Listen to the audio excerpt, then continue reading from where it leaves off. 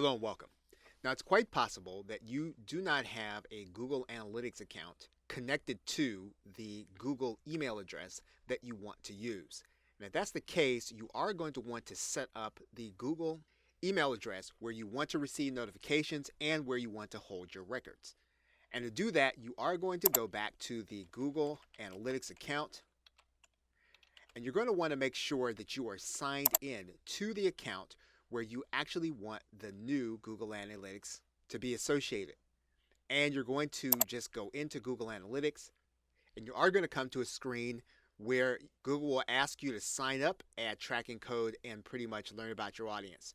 And all you'll need to do is to click this sign up button, and then you'll be taken to the new account setup. Now, when you first sign up, Google is going to ask that you create one account name and that you create a website name. You're going to have to set up at least one website in order to get started.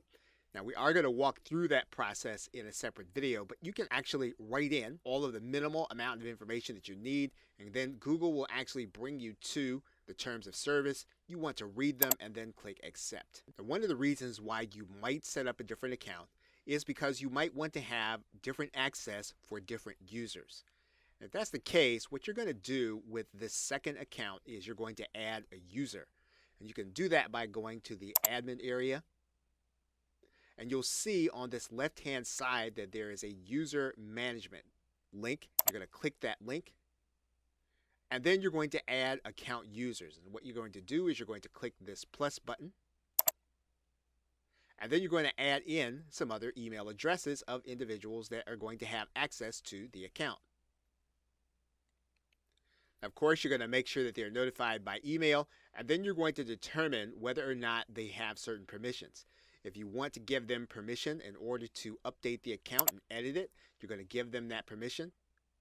And then it automatically gives them access to collaborate. Now, you can also decide that you don't want to give them access to the edit, but you want them to be able to collaborate.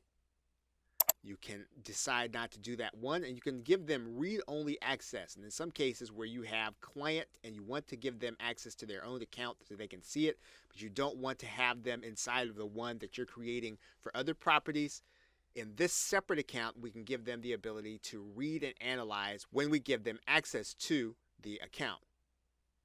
We can determine that we want them to be able to manage users, and whatever level of permissions that we have decided to give this person, we can go ahead and then click add.